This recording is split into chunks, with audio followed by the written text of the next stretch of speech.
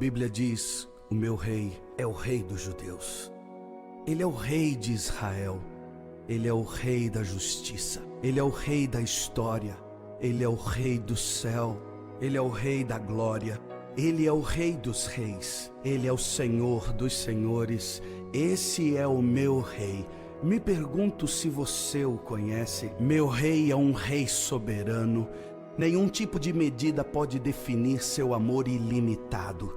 Ele é continuamente forte, inteiramente sincero, eternamente constante.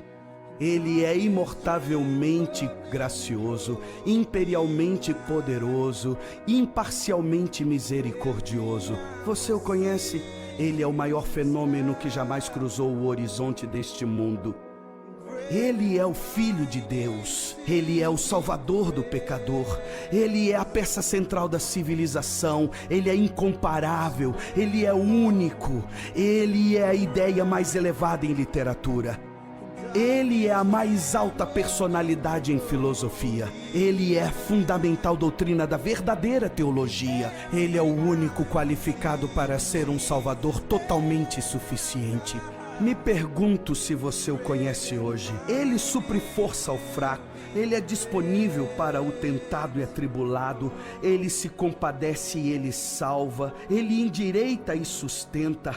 Ele guarda e ele guia. Ele cura o doente, ele purifica leprosos, ele perdoa pecadores, ele absolve devedores, ele liberta os cativos, ele defende o fraco, ele abençoa crianças, ele serve o infortunado, ele considera o idoso, ele recompensa o diligente, ele embeleza o humilde.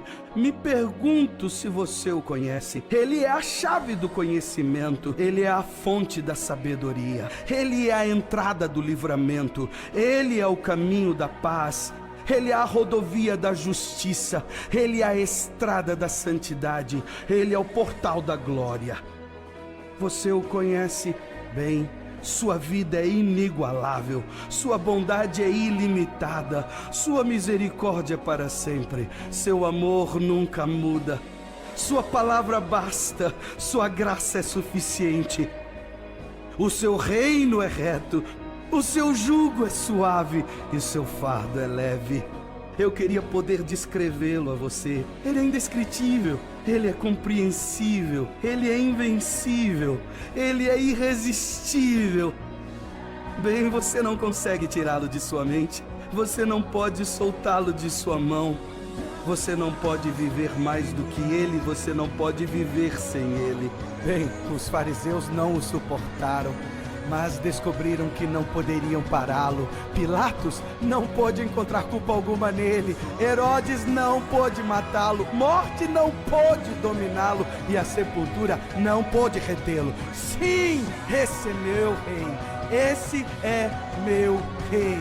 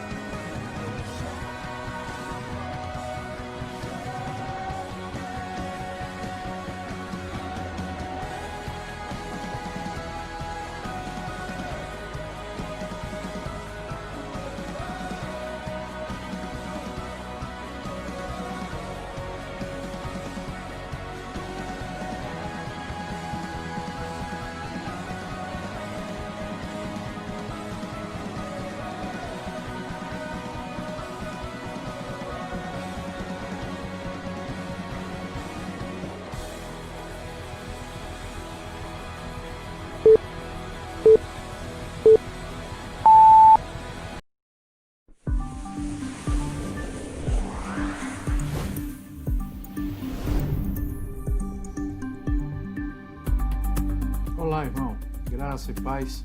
Eu espero encontrar você bem, em paz. A nossa oração é para que Deus esteja abençoando sua vida, livrando você de todo mal, capacitando você para toda boa obra. Nós estamos numa série de estudos denominados A Igreja no século XXI, onde termina o reino de Deus e começa o reino dos homens, e onde termina o reino dos homens e começa o reino de Deus. Nós ministramos a primeira aula e hoje nós vamos para a nossa segunda aula. Mas antes de começar, algumas pessoas me escreveram pedindo para fazer outra vez a indicação dos livros que nós usamos na primeira aula. Então vamos lá. Nós indicamos a 9 Marcas de uma Igreja Saudável, do Mark Dever, publicado pela editora Fiel. Esse livro que deu origem a uma série de outros livros, e alguns deles nós citaremos na aula de hoje também. Fizemos menção do livro Pregação e Pregadores, que é um clássico de Martyn Lloyd-Jones. Daqui a pouco eu falo mais sobre pregação, porque tiveram outros livros que eu indiquei também. O Pastor e o Aconselhamento, também publicado pela editora Fiel. Fizemos menção desse livro aqui muito bom, Adoração ou Show, do Paul Basden, publicado pela editora Vida. Citamos também Você se torna aquilo que adora, um livro muito bom também publicado pela editora Vida Nova, que nós recomendamos. E nessa mesma linha, tratando do mesmo assunto, eu quero fazer a indicação de mais 2 livros hoje. Você é Aquilo que Ama, de James Smith, também publicado pela editora Vida Nova, um livro muito bom. E Ídolos do Coração, também da editora Vida Nova. Então, nessa linha aqui do livro que nós indicamos, Você se torna aquilo que adora, eu quero recomendar mais esses 2 também. Você é Aquilo que Ama e a Ídolos do Coração. Com relação à pregação, eu fiz a citação do livro agora há pouco, né? Do Martyn Lloyd-Jones, Pregação e Pregadores, que é um clássico. Citei também um dos principais livros utilizados aqui no Brasil, né, do pastor Hernandes Dias Lopes, Pregação Expositiva, publicado pela editora Ragnos. E nessa mesma linha de pregação, eu também quero indicar mais alguns livros muito bons na área de pregação, na área de homilética, já que algumas pessoas nos pediram essas indicações. Tem essa série, é uma série de 3 livros muito bons, do pastor Gilton Moraes, publicados pela editora Vida, tá? O primeiro deles é esse aqui, da capinha preta, Homilética, da pesquisa ao púlpito.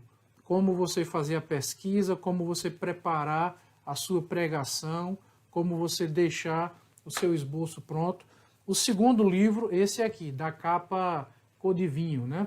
Do púlpito ao ouvinte, que fala sobre como você transmitir, como você comunicar a mensagem que foi preparada. Como preparar, como comunicar. E o último, do ouvinte à prática, que seria a aplicação da mensagem, como você ensinar, como você ajudar o público, o ouvinte, a colocar em prática aquilo que foi pregado. Então é uma série de 3 livros muito bons, recomendo os 3. Tem outros aqui que eu quero indicar também, na área de homilética, livros relacionados à pregação. O primeiro é esse aqui, Pregue, do Mark Dever e do Greg Gilbert. Mark Dever, que é o mesmo autor do livro que nós citamos agora há pouco, que é um livro clássico no estudo da igreja, no estudo da eclesiologia, 9 Marcas de uma Igreja Saudável.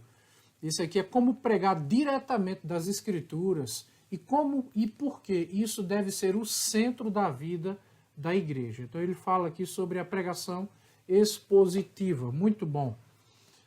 Um livro clássico do John Stott, publicado também pela editora Vida Nova, é O Perfil do Pregador. Aqui ele fala muito mais sobre a pessoa que vai pregar, como o pregador deve se comportar, o estilo de vida, o modo de vida do pregador.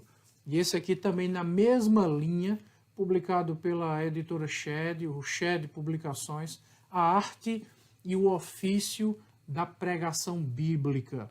Um livro também muito bom, que eu recomendo. Esse aqui é um livro mais denso, né? Você percebe aqui pelo volume.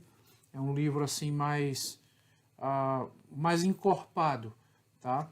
Mas muito bom, excelente demais. Então, para quem deseja pregar melhor, para quem deseja conhecer melhor as Escrituras e comunicar melhor as Escrituras, então eu faço a indicação desses livros aqui, ok? Então vamos para a nossa aula de hoje.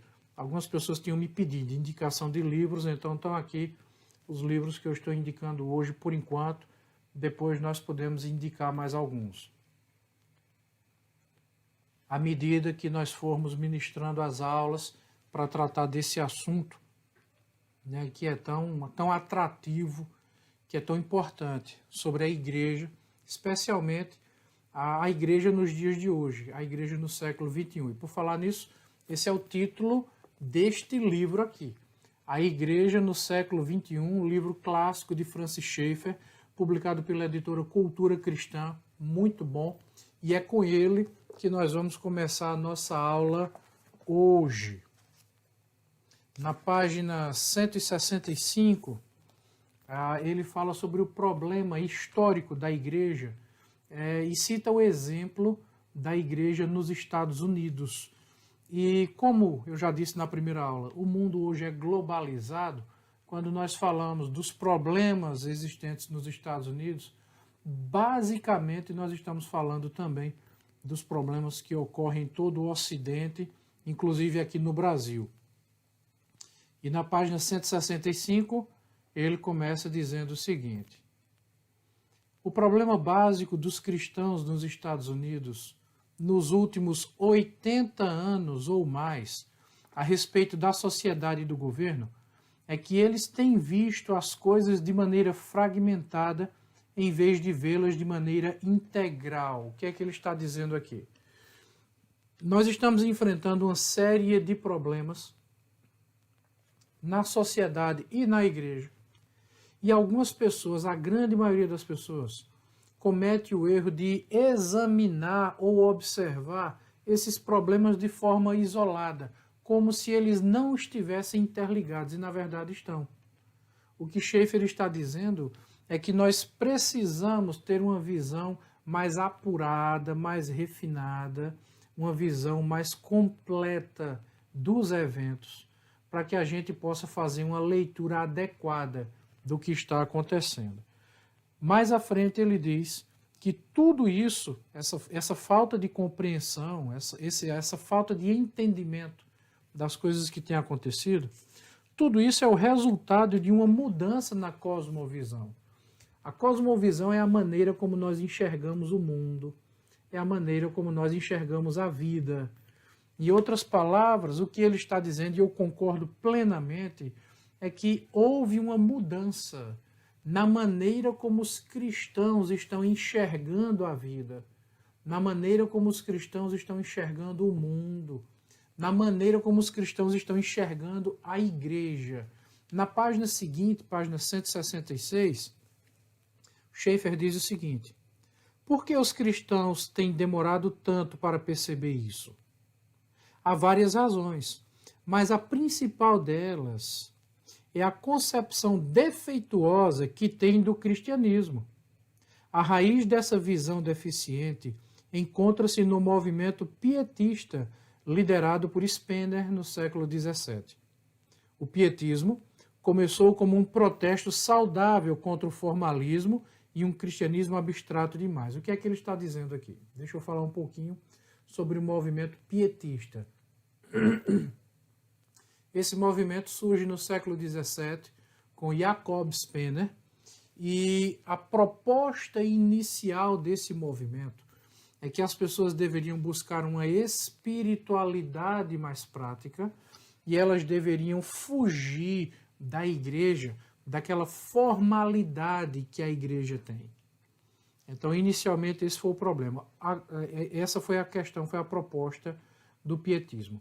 O problema é citado aqui na frente. O pietismo fazia uma forte distinção entre o mundo espiritual e o mundo material. Então, para o pietismo, eles só queriam saber do mundo espiritual. O mundo material, para eles, não fazia nenhuma diferença. E isso aqui é um ponto em comum com um modo de pensar, com uma filosofia existente no primeiro século chamado de gnosticismo, que dizia que tudo que vinha do espírito era bom, que tudo que vinha da carne era mal. O pietismo dizia que tudo que era espiritual era bom e tudo que era material podia ser desprezado, rejeitado. Então eles rejeitavam, eles desprezavam aquelas formalidades que nós temos na igreja. E qual é o problema com isso? O problema é que o pietismo agora começa a fazer uma distinção, uma separação na vida do cristão. De maneira que o cristão pietista, ele passa a imaginar que a sua vida religiosa, a sua vida espiritual é de um jeito e a sua vida material pouco importa. Então ele começa a desprezar algumas formalidades que são importantes, que são necessárias. É por causa do pensamento pietista que muitas pessoas tratam, por exemplo, a ceia do Senhor como algo sem valor, sem importância, como se fosse apenas um simbolismo, porque para eles isso é uma formalidade. É por causa do pensamento pietista que muitas pessoas desprezam a importância de congregar, muitas pessoas pararam de entender o valor da igreja. Muitas pessoas hoje não entendem sequer o que é ser membro de uma igreja. Muitos pensam que ser membro de uma igreja é como se você fosse sócio de um clube. Muitas pessoas pensam que ir para a igreja é como se você comesse a sua comida, o seu arroz com feijão todos os dias em casa e no fim de semana você fosse para um restaurante para ter uma comida melhor. Essas pessoas, elas não entenderam o que é igreja, elas não entenderam ainda o que é reino de Deus, elas não compreenderam ainda a importância de certas formalidades, sim, que a Bíblia estabelece, inclusive no Novo Testamento. E elas tratam todas essas coisas como se fossem coisas sem importância, sem valor, sem merecimento. Mais à frente, Schaeffer diz o seguinte: o cristianismo e a espiritualidade foram aprisionados em um pequeno espaço isolado na vida. Então, essas pessoas vivem de um jeito na igreja e vivem de outro no mundo. O movimento pietista, inicialmente, dava preferência a viver de forma espiritual em todas as áreas da vida. Mas depois isso vai se complicando, esse pensamento vai se distorcendo, e uma ideia que inicialmente parecia ser boa, termina se transformando em algo nocivo, em algo prejudicial. Tá? Então, essa ideia pietista termina se tornando, apesar da palavra pietista vir de piedade, né, termina se tornando algo prejudicial, porque se a intenção é boa, a prática não é. A prática leva à distorção. E essa, basicamente, é a desculpa que muitas pessoas hoje utilizam para criticar a igreja, para reprovar a igreja. É uma desculpa pietista. Eu não estou sentindo o espírito, a coisa está engessada, a coisa está muito formal. E aqui eu quero indicar para você, então, o livro do Francis Schaeffer, A Igreja no Século XXI. Esse livro é muito bom e vai te ajudar a entender melhor todo esse contexto no qual nós estamos inseridos. Então, com base em tudo isso que já foi falado até agora, eu quero, a partir de agora, dividir os assuntos que nós vamos trabalhar em 3 partes. A primeira parte nós vamos trabalhar a problemática que envolve o pastorado. Tá? Então nós vamos falar primeiro do ministério pastoral, do ofício pastoral. Esse é um assunto muito amplo, envolve muitas questões E se nós fôssemos tratar de todos os aspectos relacionados apenas às questões que envolvem o pastorado, nós teríamos aqui um curso só para tratar sobre isso. Então eu vou tratar apenas das questões que eu considero mais importantes, que estão relacionadas ao assunto que nós estamos tratando aqui, tá bom? Então eu não quero ser exaustivo, eu vou ser bem delimitado aqui, bem específico naquilo que será tratado com relação aos problemas relacionados aos pastores dentro da igreja no século XXI. Eu quero ser mais específico aqui. Em segundo momento, nós vamos tratar da membresia. E sobre membresia, esse também é um assunto muito amplo. Esse também é um assunto que envolve vários temas, nós poderíamos fazer várias abordagens, e apenas para tratar sobre membresia, isso aqui também daria um curso. Então, da mesma forma, eu também serei bem delimitado aqui naquilo que será tratado, serei bem específico com relação àquilo que eu considero mais importante dentro do assunto que nós estamos tratando, dentro da proposta das nossas aulas aqui. Então, voltando, em primeiro lugar, vamos falar sobre os problemas pastorais. Em segundo lugar, vamos falar sobre os problemas da membresia. E em terceiro lugar, nós vamos falar dos problemas dentro da igreja com pastores e membros convivendo juntos, dentro do mesmo teto. Quais as problemáticas existentes, como essas questões podem ser resolvidas ou devem ser resolvidas para que a igreja ande de forma saudável. Para que a igreja ande de forma saudável, é necessário que haja saúde entre pastores e também saúde entre os membros. Saúde espiritual e saúde emocional. Então essa é a nossa proposta e a partir de agora, como eu disse, nós vamos falar sobre os problemas que envolvem o pastoreio, o problema no pastoreio. E por isso, nós vamos começar a ler um texto bíblico que eu fiz citação na aula passada, que é o texto de Ezequiel, capítulo 34. Então eu convido você a abrir sua Bíblia. Como eu disse que serei delimitado no tema, no assunto, nós vamos ler do versículo 1 até o versículo 5. Ezequiel 34, do 1 ao 5, que diz assim: Veio a mim a palavra do Senhor, dizendo: Filho do homem, profetiza contra os pastores de Israel. Profetiza e dize-lhes: Assim diz o Senhor Deus: Ai dos pastores de Israel, que se apacentam a si mesmos. Não apacentarão os pastores as ovelhas?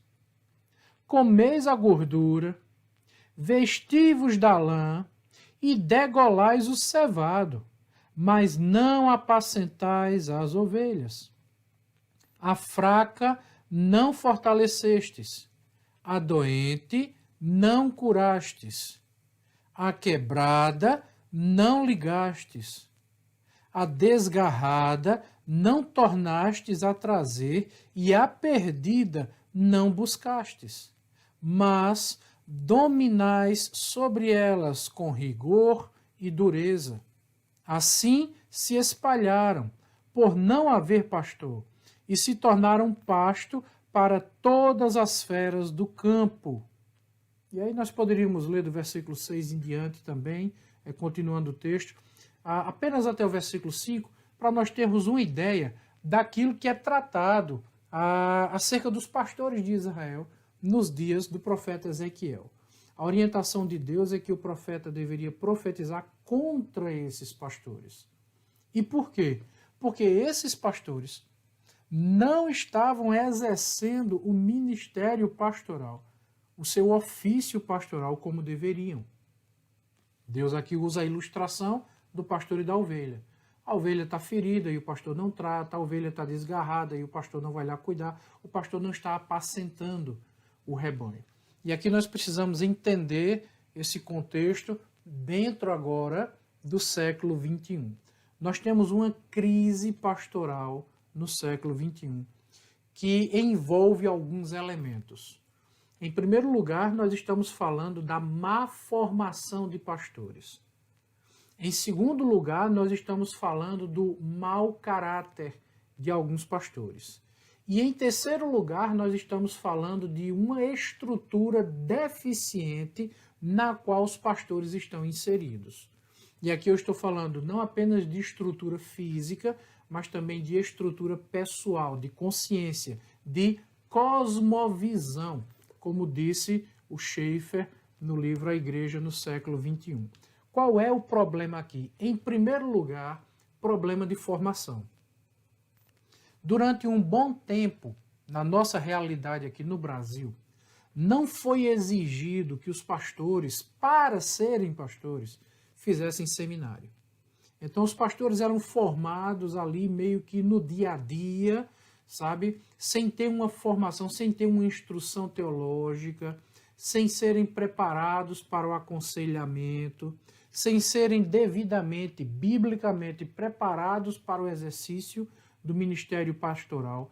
E isso acarretou uma série de problemas. Então nós estamos falando aqui de um problema que ocorreu no passado e que de um tempo para cá muitas igrejas e denominações têm tentado, têm trabalhado para corrigir esse defeito na formação intelectual, na formação teológica do pastor. Só que nós ainda continuamos com um problema no Brasil. Se por um lado a formação de alguns pastores tem começado a ser corrigida, hoje nós temos muito bons seminários. No passado, se alguém quisesse fazer um seminário bom mesmo de verdade, teria que ir para fora do Brasil. Teria que aprender inglês e ir para fora. No passado, no Brasil, não tinha nem editora. Era raríssimo você encontrar essa quantidade de livros que nós temos aqui, né, com tanta facilidade e por um preço relativamente acessível. Então isso não existia. Então muitos pastores no passado que fizeram sucesso no Brasil, ou é porque eles estudaram fora e tiveram uma boa formação lá fora, ou é porque eles sabiam inglês e liam os livros em inglês e nas suas pregações eles iam transmitindo o conteúdo desses livros em português, e pastores que fizeram sucesso, e eram poucos que se destacavam. De um tempo para cá, a igreja evangélica começa a crescer, começa a cair na moda, né, e virou moda ser crente, e muitos seminários começaram a ser produzidos no Brasil, começaram a ser formados no Brasil. Então nós começamos agora a ter acesso a uma formação teológica melhor. Várias editoras começaram a crescer, começaram a ser construídas, produzidas, foram surgindo e começaram a traduzir livros, e isso foi melhorando o acesso à informação. Outra coisa, é da cultura do brasileiro não ler. O brasileiro não gosta de ler, ele não é ensinado a ler. As pesquisas mostram que a grande maioria dos brasileiros não lê sequer um único livro em toda a sua vida. Quem não lê não sabe se comunicar. Quem não lê tem dificuldade de se expressar. Quem não lê tem dificuldade de compreender as coisas. Quem não lê tem dificuldade de raciocinar. Quem não lê tem dificuldade de compreender de forma mais ampla tudo aquilo que está acontecendo à sua volta. Então, a leitura, ela não apenas passa a informação daquele conteúdo para você, ela também exercita o seu cérebro. O cérebro é um músculo que precisa ser exercitado.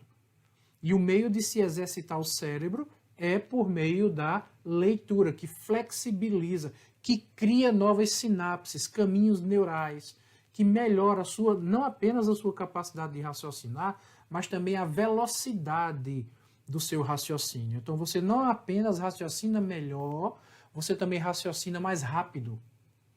Então com a formação, com a criação de seminários no Brasil, com a construção de editoras, com a publicação de livros, com a facilitação de acesso a esses livros, a comunidade evangélica brasileira começa a ter acesso a essa informação. começa a ter acesso a esse conhecimento. A partir daqui, nós começamos a ter no Brasil uma formação de pastores melhor qualificados. Então esse é um ponto muito positivo, esse é um ponto muito bom. Hoje no Brasil, nós temos seminários muito bons no Brasil. Nós temos mestrados muito bons no Brasil. Nós temos doutorados em teologia muito bons no Brasil. Tá? Esse é um aspecto positivo. O outro aspecto que nós precisamos analisar aqui é o aspecto do caráter, que é o que o profeta Ezequiel está tratando no seu livro, que é o que Deus manda tratar no livro. O problema tratado aqui em Ezequiel 34 não é um problema de formação, é um problema de caráter. Esses pastores aqui em Ezequiel, eles estavam tirando proveito do rebanho. É o que o texto está dizendo. Olha só, no versículo 3. Comeis a gordura, vestivos da lã e degolais o cevado, mas não apacentais as ovelhas. E o que é apacentar as ovelhas? É cuidar do rebanho. E isso nos leva a um outro problema. Por quê? Cuidar do rebanho não significa fazer o que as pessoas gostariam que fosse feito. Nós temos hoje uma outra crise na igreja que envolve membros e pastores, porque a grande maioria dos membros não está preocupada com o conhecimento. A grande maioria dos membros não está preocupada com o conteúdo bíblico teológico.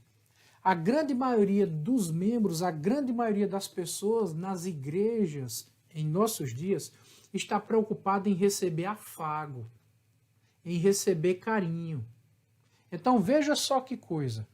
Nós chegamos num ponto hoje em que se você tem um pastor teologicamente preparado, é um homem honesto, um homem digno, um homem íntegro, mas esse homem não é tão carinhoso com o rebanho a ponto de estar visitando, a ponto de estar indo atrás, todo dia está na casa de um membro, tá? Os membros não gostam. Hoje nós vivemos numa cultura em que as pessoas preferem um pastor que não pregue tão bem, um pastor que não conheça a Bíblia, que não saiba interpretar a Bíblia, mas que seja um homem presente. Que esteja o tempo todo ali abraçando, o tempo todo falando de forma carinhosa, esteja o tempo todo visitando, que vá tomar um cafezinho, que esteja o tempo todo ali arrodeando. As pessoas acham que isso é apacentar. Por quê? Como disse Schaeffer, nós precisamos entender a nossa cultura para entender alguns fenômenos que têm ocorrido dentro da igreja. Porque a nossa cultura hoje fragilizou emocionalmente as pessoas. Porque nós vivemos hoje numa cultura brasileira de pessoas que não são dadas à leitura, não são dadas ao estudo, de pessoas que estão fragilizadas emocionalmente. Então essas pessoas preferem um pastor que seja muito mais carinhoso e presente do que um pastor que seja biblicamente preparado. Não porque isso é bíblico, mas porque elas são carentes.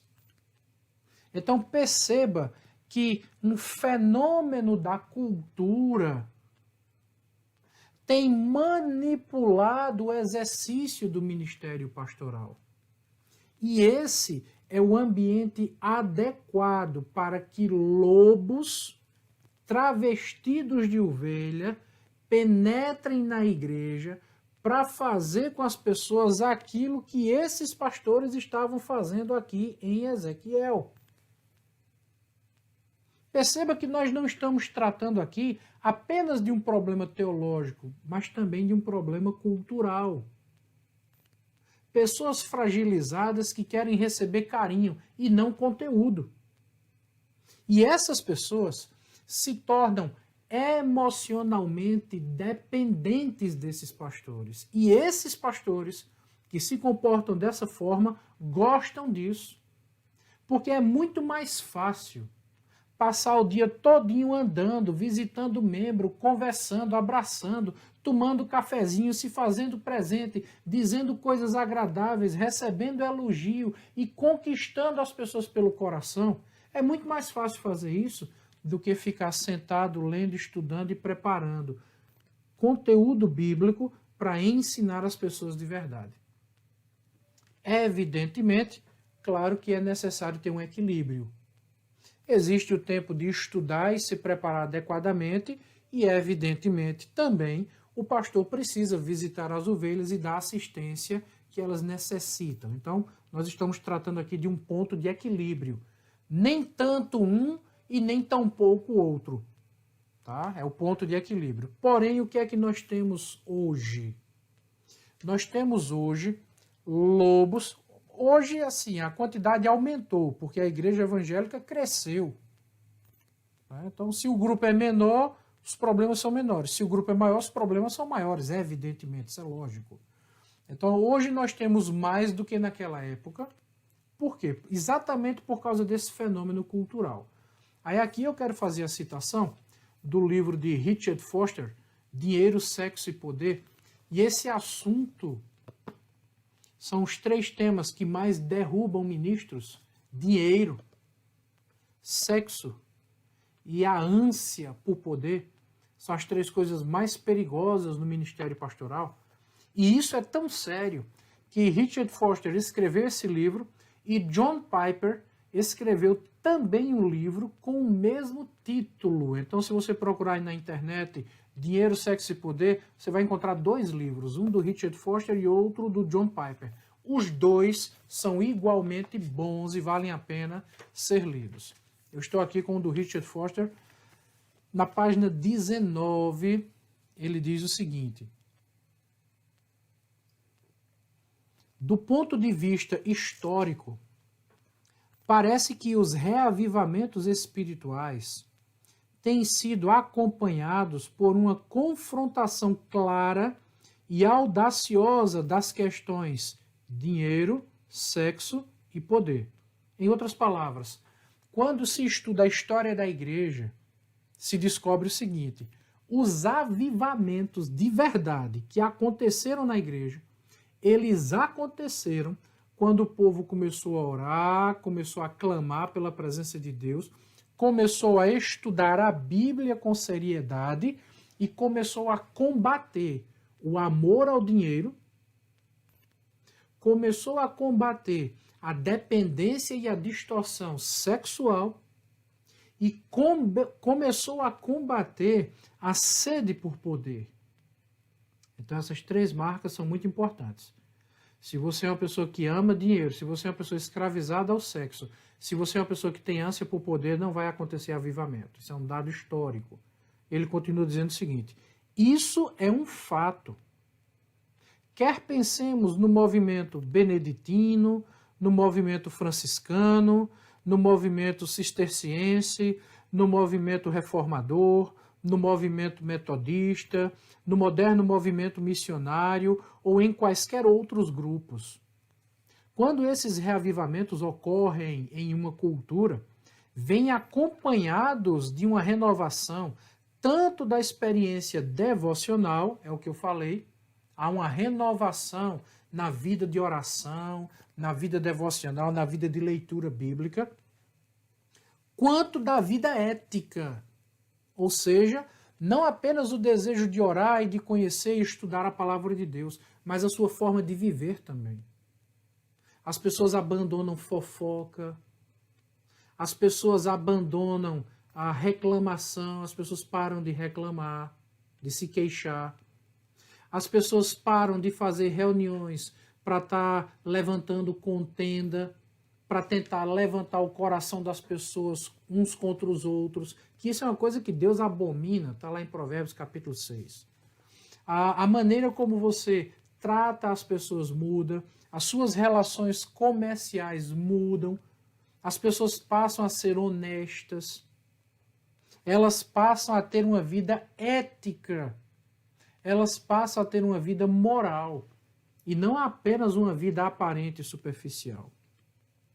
Precisamos, o Foster continua, precisamos, nos dias de hoje, de uma renovação da experiência espiritual que seja eticamente poderosa. Em outras palavras, nós precisamos de uma experiência hoje dentro da igreja que ajude as pessoas a ter sede pela oração, que ajude as pessoas a ter sede pela palavra de Deus, que ajude as pessoas a ter o desejo de ir para a igreja, de cultuar, de louvar a Deus, mas que, ao mesmo tempo, transforme a vida dessas pessoas na sociedade, na cultura, para que essas pessoas vivam lá fora da mesma forma que elas vivem aqui dentro.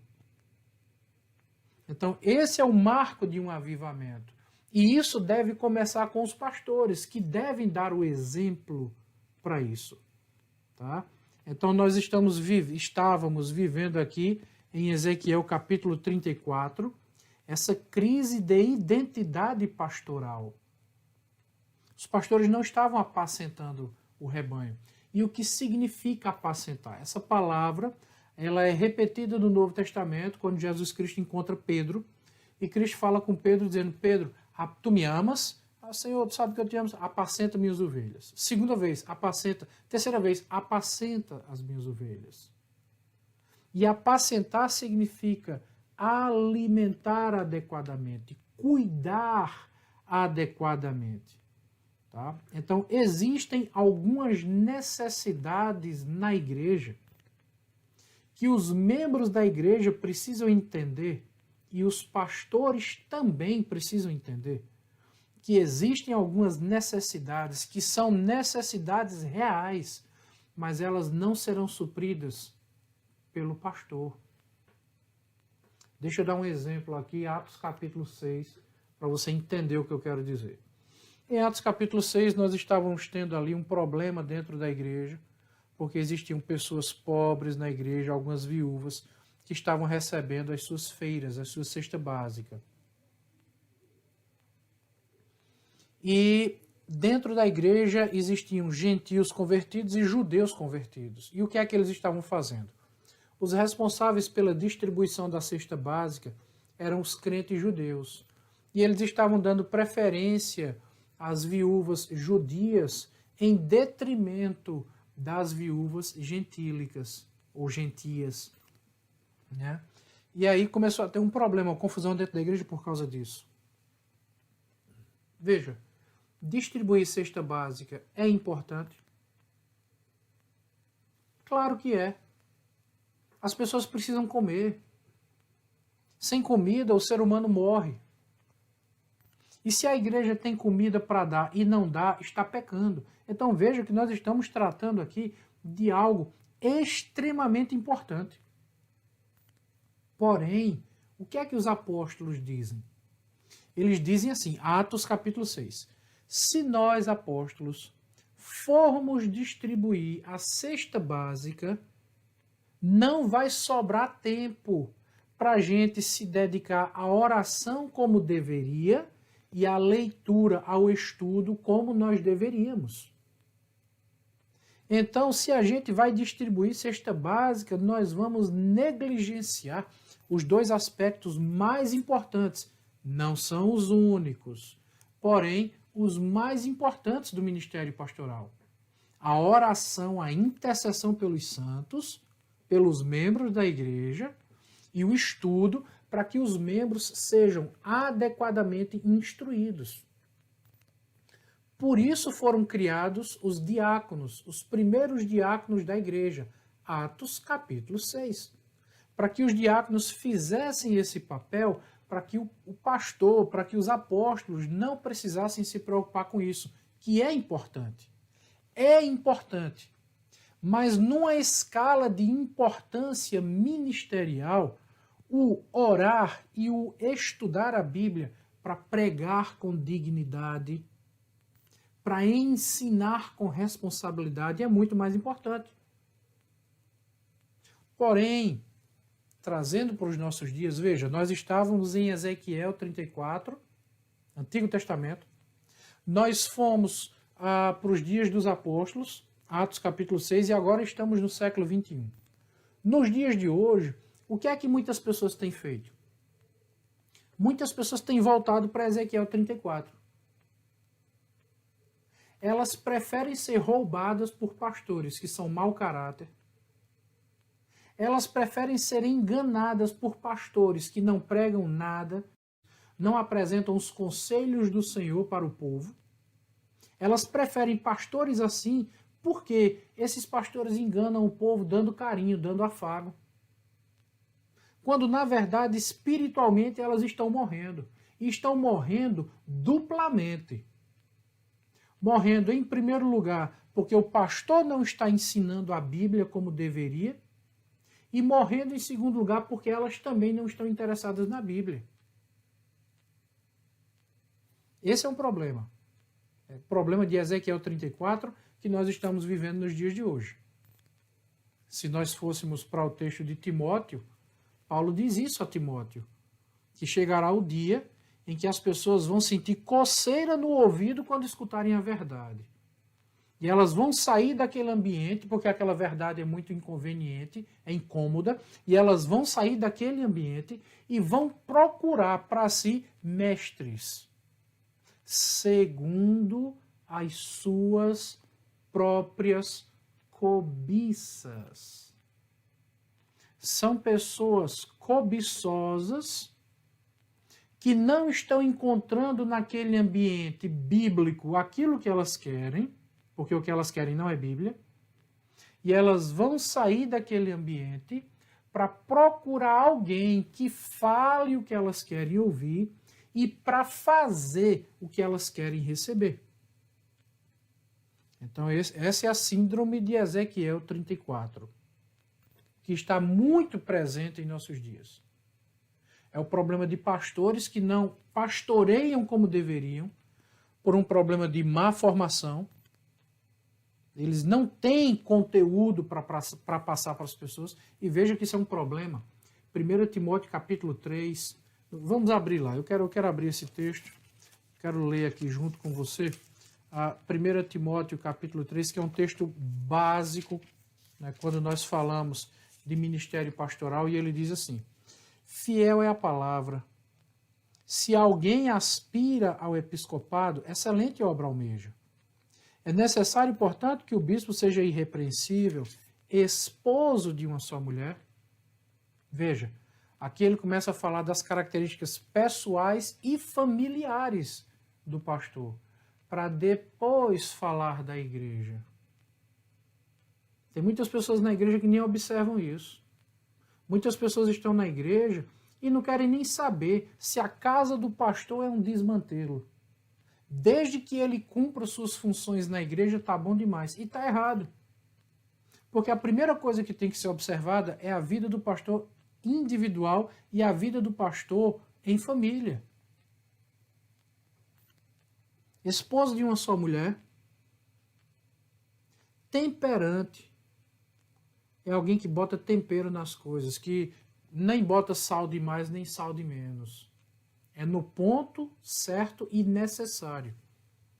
Sóbrio, modesto, hospitaleiro. Gente, pastor que não gosta de receber o membro na sua casa. Veja, hospitaleiro.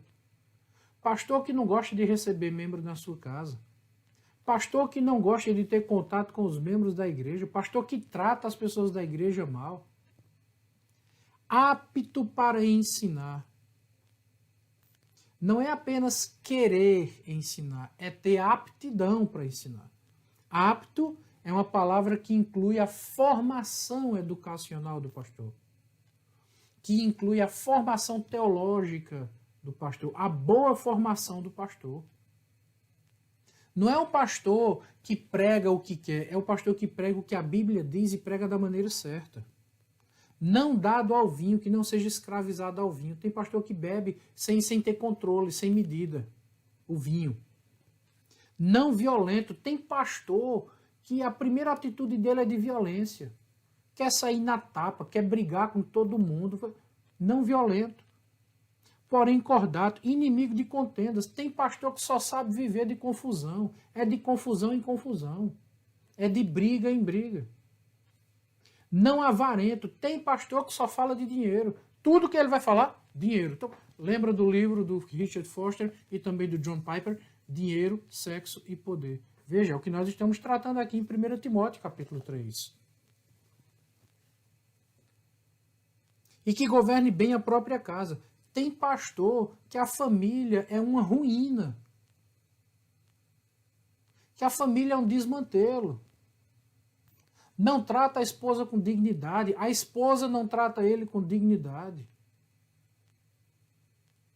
Os filhos ou as filhas não estão na igreja, não querem saber da igreja. É uma vida de conflito com os filhos. Olha só, criando os filhos sob disciplina. Os filhos do pastor têm que ser disciplinados. Disciplinados, que eu digo, eles têm que ser comedidos, têm que ter uma vida, né, ali dentro do padrão. Com todo respeito. Veja as coisas que a Bíblia fala acerca da família do pastor. Pois, se alguém não sabe governar a própria casa, como cuidará da igreja de Deus? Um pastor que não tem uma vida equilibrada com a esposa, que não tem a vida equilibrada com os filhos ou com as filhas, que só fala de dinheiro, que não gosta de receber ninguém na sua casa. A pessoa só vai na casa do pastor quando o pastor convida. Esse homem não está apto para o ministério pastoral. O pastor que não tem uma formação teológica adequada, esse homem não está apto para o ministério pastoral. Pois se alguém não sabe governar a própria casa, o pastor que não sabe governar a própria casa, como cuidará da igreja de Deus? E aqui vem outras características, que não seja novo na fé, né, neófito, para não cair na mesma condenação do diabo, não ficar orgulhoso. É necessário que ele tenha sido tenha bom testemunho dos de fora e dos de dentro. Né? Aí depois vai falar dos diáconos. Semelhantemente, ou seja, os diáconos, à semelhança do pastor. O pastor tem que ser assim, e o diácono tem que imitar o pastor. O espelho do diácono tem que ser o pastor. Se o diácono não está disposto a imitar o pastor, ele não pode ser diácono. Ele não vai ser diácono. E se ele for diácono, tem que ser diácono também para viver assim. Sua vida também tem que ser assim. Então, às vezes, a gente também faz essas exigências dos bispos, a gente também faz essas exigências dos pastores e esquece que os diáconos também, semelhantemente, têm que ser assim.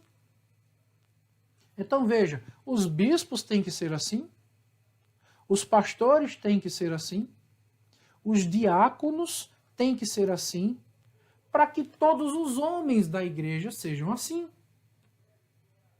Então, às vezes, também a gente lê o texto esperando ou fazendo essa exigência dos pastores, quando a vida dos membros da igreja também não são assim. Perceba com isso que a igreja é um agente de transformação de vida. E não transforma só a vida de bispo e de pastor, não. É a vida dos homens, a vida das mulheres também. E ele diz aqui lá na frente, semelhantemente quanto a diáconos, aí no versículo 11, da mesma sorte, ou seja, da mesma forma, do mesmo modo, do mesmo jeito, quanto às mulheres. Então perceba que nós estamos falando aqui de toda a comunidade. Então esses problemas que nós detectamos no ministério pastoral são de fato um problema do ministério pastoral, porém um problema do ministério pastoral que está presente também na vida de muitas pessoas na igreja. O pastor Jaime Kemp escreveu esse livro aqui muito bom, Pastores em Perigo, um livro muito bom, publicado pela editora Ragnos. Na página 227, ele fala de algumas características, algumas marcas que têm afligido o coração de muitos pastores nos dias de hoje. Por quê? Porque, dados esses problemas todos que nós acabamos de falar, todas essas questões que envolvem tudo isso que eu acabei de citar, e muitas outras coisas, Nós estamos vivendo em uma igreja no século XXI em que muitas coisas estão fora do lugar. Muitas coisas que deveriam existir no ministério pastoral não estão existindo. E muitas coisas que são encontradas no ministério pastoral não deveriam ser encontradas, deveriam ser lançadas fora. Por um problema de má formação do pastor, às vezes por um problema de mau caráter ou mau caratismo do pastor, e por um problema de deficiência da própria comunidade, que traz para dentro da igreja as deficiências, as síndromes, os distúrbios, os problemas que são encontrados no mundo. Então, o que é que nós estamos vendo? Nós estamos vendo uma igreja que está sendo influenciada pelo mundo, ao invés da igreja influenciar o mundo. Uma igreja que está sendo mudada pelo mundo, ao invés da igreja mudar o mundo. E aí nós temos pessoas que vêm para a igreja e esperam do pastor aquilo que a Bíblia não diz para o pastor fazer. E elas querem que o pastor faça algo que a Bíblia não diz para o pastor fazer. Então tem certas coisas que são os diáconos que têm que fazer, e não o pastor.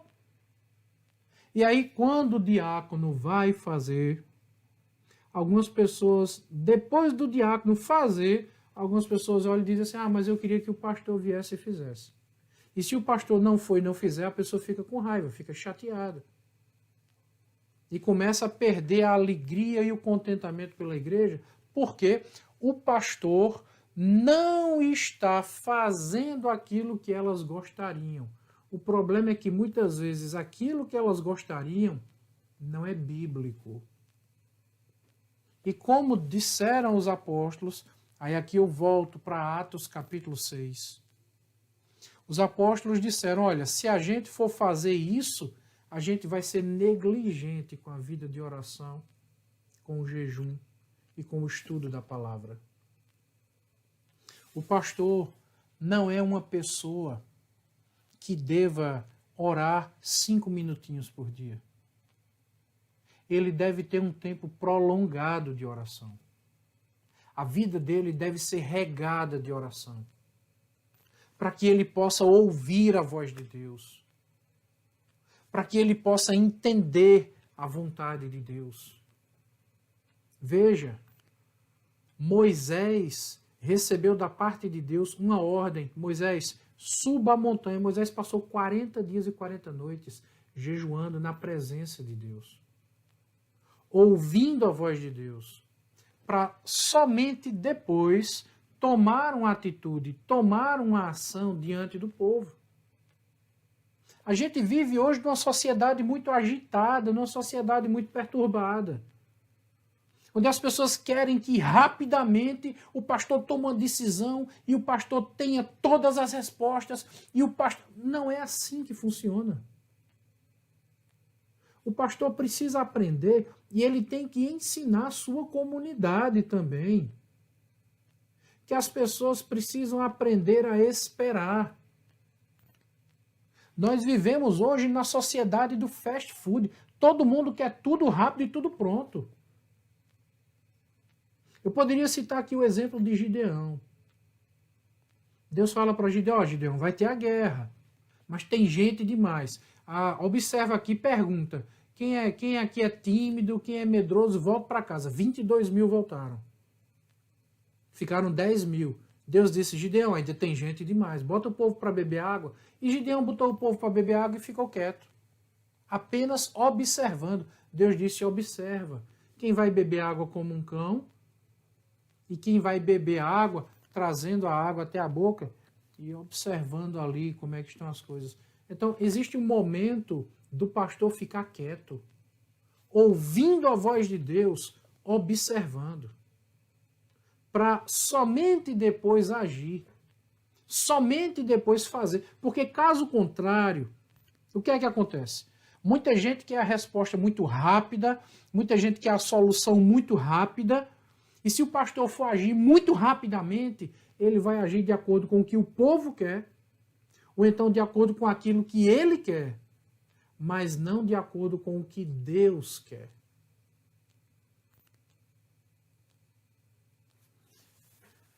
Então o pastor precisa dedicar muito tempo na presença de Deus, para que ele possa conduzir o rebanho do jeito que Deus quer, porque o rebanho é de Deus, o rebanho não é do pastor. O pastor não é dono do rebanho, ele é um servo de Deus, ele está ali a serviço do Senhor para cuidar das ovelhas que são do Senhor, para cuidar da propriedade do Senhor. E as pessoas precisam entender isso. As pessoas precisam entender, o meu pastor precisa de um tempo na presença de Deus, o meu pastor precisa ouvir a Deus para que ele possa me pastorear do jeito que Deus quer. As pessoas precisam entender isso. O meu pastor precisa de um tempo para cuidar da família dele. Porque se ele não governar bem a própria casa, se ele não cuidar bem da própria casa, como ele vai cuidar da igreja? Mas sabe o que é que acontece? Muita gente não está nem aí para a vida familiar do pastor.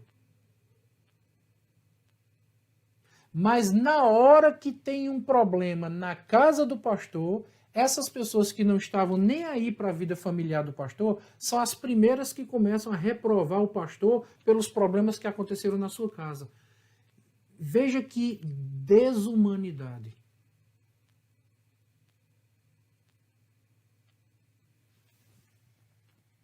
E isso nos leva a uma terceira problemática. A quantidade de pastores que têm abandonado o ministério. A quantidade de pastores que têm desistido no meio do caminho, hoje, é assustadora. A quantidade de pastores que estão num processo de crise emocional e espiritual é uma coisa absurda. E é sobre isso que o pastor Jaime Kemp fala no seu livro Pastores em Perigo. Na página 227, ele apresenta aqui alguns sintomas que têm acometido pastores nos dias de hoje. Primeiro, exaustão emocional. Pastores que estão sem energia, sem motivação e sem perspectiva para o futuro. Segundo, despersonalização. Pastores que não encaram as outras pessoas como seus semelhantes ou iguais. São pastores que começam a se achar um extraterrestre. É como se ele não fosse um ser humano. Tem pastor que pensa que é assim, ele é diferente das pessoas. E tem pessoas que gostam disso. Que tratam o pastor como se ele fosse um ser sobrenatural, sabe? Tá ali em cima de uma torre de marfim. Uma vez eu estava no supermercado, contando agora um exemplo pessoal meu. Eu estava no supermercado fazendo as compras da minha casa com a minha esposa, na seção de frutas e verduras, e minha esposa estava lá, escolhendo o que ela queria, e eu encontrei uma determinada pessoa, e a pessoa olhou para mim e disse: "Pastor, o senhor aqui?"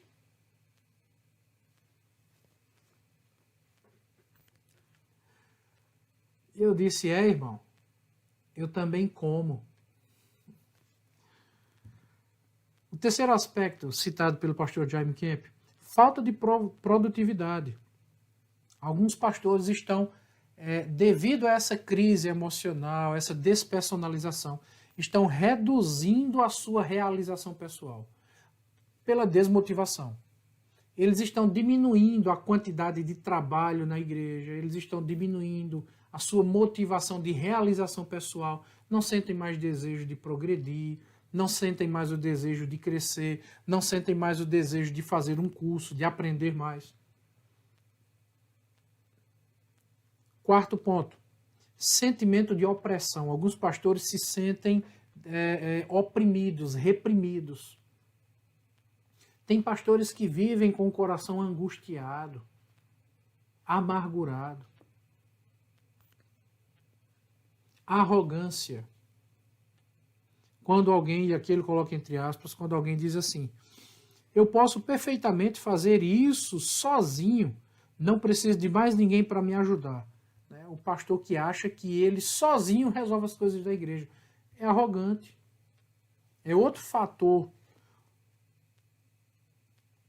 O sexto ponto citado pelo pastor Jaime Kemp: isolamento, afastamento proposital de outras pessoas. Não percebe o perigo iminente de uma séria depressão. Quando o pastor começa a se isolar das pessoas. Quando ele começa a não ter mais contato. Como eu falei agora há pouco, lembra de 1 Timóteo capítulo 3? Hospitalidade. E por fim, ele cita aqui o adultério. O indivíduo passa a encarar o sexo como a única forma de alcançar realização emocional.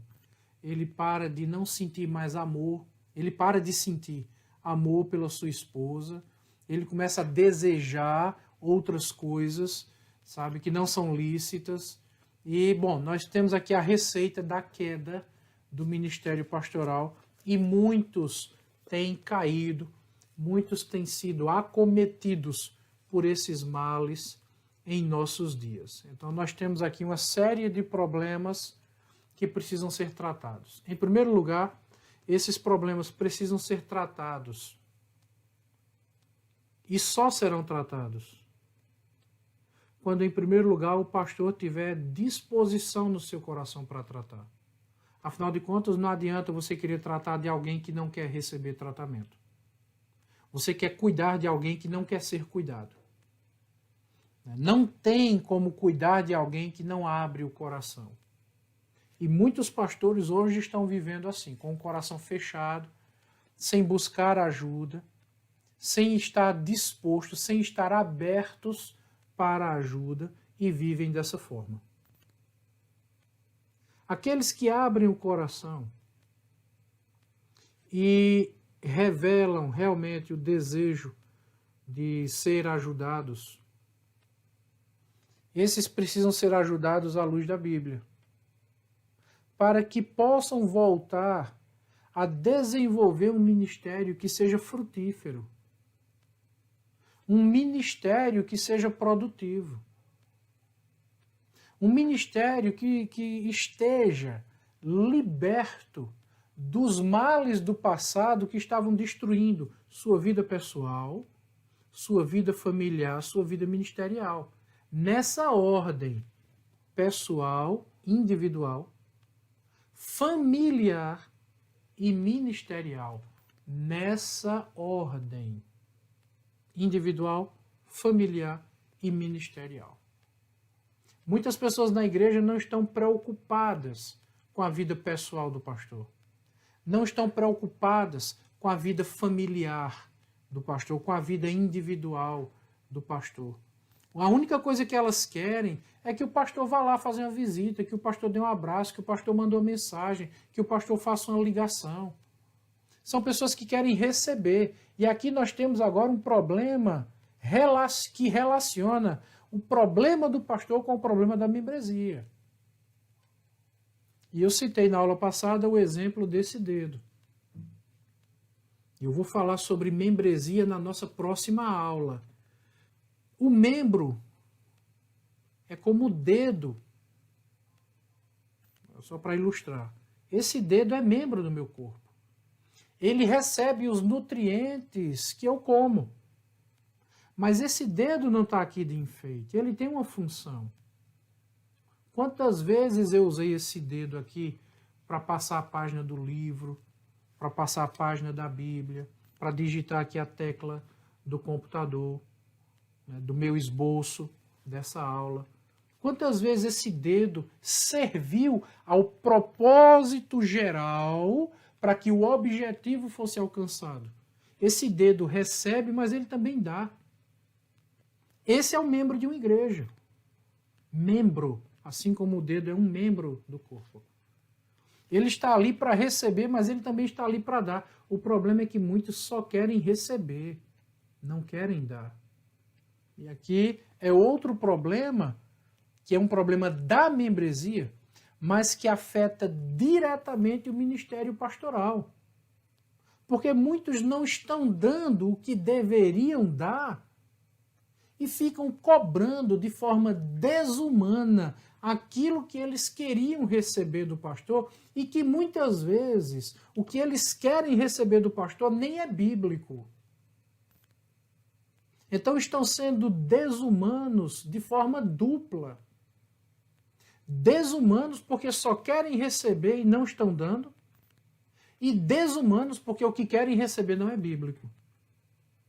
Então nós estamos aqui nesse nosso estudo, nós estamos aqui nessa nossa conversa para nós dialogarmos e nós entendermos juntos, à luz da palavra de Deus, com base naquilo que muitos especialistas têm dito, para que nós possamos ser elementos de edificação e de construção positiva no reino de Deus. Para que as coisas aconteçam não do jeito que a gente quer, porque às vezes o que a gente quer está errado, irmãos. Às vezes o que a gente quer é simplesmente fruto da nossa má formação lá no mundo. Às vezes o que a gente quer é simplesmente fruto de frustrações e decepções que nós já tivemos. Às vezes o que a gente quer é simplesmente fruto de uma vida mimada e infantilizada. Às vezes o que a gente quer é simplesmente fruto de egoísmo, avareza e ganância que nós aprendemos no mundo lá fora e queremos trazer para a igreja. E cobramos do pastor para que o pastor supra essas necessidades infantis, essas necessidades egoístas, essas necessidades avarentas, essas necessidades gananciosas. E quando o pastor não cumpre, quando o pastor não satisfaz esses desejos perniciosos, as pessoas ficam chateadas. Então, se por um lado nós temos membros de igreja, ou pessoas que estão na igreja, com fatores de distorção em seu caráter, em sua personalidade, em seu modo de vida, nós também temos pastores com as mesmas síndromes, pastores com os mesmos transtornos, distúrbios, com as mesmas falhas, com os mesmos defeitos. Da mesma forma que nós temos pessoas na igreja que precisam experimentar um processo de transformação e de mudança, nós vivemos numa igreja no século XXI, em que muitos pastores também precisam experimentar um processo de transformação, de mudança em suas vidas. Então, caminhando para o final da nossa aula hoje, nós precisamos orar. Nós precisamos clamar a Deus, nós precisamos interceder a Deus pelos pastores. Para que Deus sustente os pastores. Para que Deus nos livre de pastores como esses que nós lemos aqui em Ezequiel capítulo 34. Que só estão interessados em usurpar. Que só estão interessados em usufruir. Em roubar a igreja e o membro da igreja. Que Deus nos livre de homens assim. Que o Senhor desvie nosso caminho, que o Senhor mude nossos passos de pessoas com essas marcas. Porque a maldição de Deus será derramada sobre homens que agem dessa forma. É o que Deus diz ao profeta Ezequiel. Versículo 2, capítulo 34, versículo 2. Profetiza contra os pastores de Israel. Porque eles estão fazendo isso. Eles estão usando as ovelhas, eles estão usando a igreja, eles estão usando a estrutura apenas como uma fonte de enriquecimento, como uma fonte de favorecimento pessoal. Porém, se nós temos pastores assim na nossa cultura, se nós temos pastores assim na nossa sociedade, também nós temos membros assim na igreja, que só estão na igreja buscando seus próprios interesses. Não existe nada na face da terra, nada no mundo, a que possa se comparar com a caminhada no reino de Deus. É uma caminhada de glória. É uma caminhada onde a presença de Deus se manifesta dia após dia. E nós precisamos pedir ao Senhor que Ele nos ajude para que o nosso coração não seja corrompido por essas coisas, para que nós não sejamos influenciados por essas marcas que degeneram a igreja, que degradam o corpo de Cristo, que destroem a igreja e as nossas vidas. Que o Senhor nos ajude. Eu quero fazer um apelo a você no final dessa aula. Ore pelos pastores. Interceda a Deus pelos pastores. Clame ao Senhor pela vida dos pastores, porque são eles que estão cuidando da sua vida. Que Deus te abençoe. Receba um grande abraço e um cheiro no seu coração.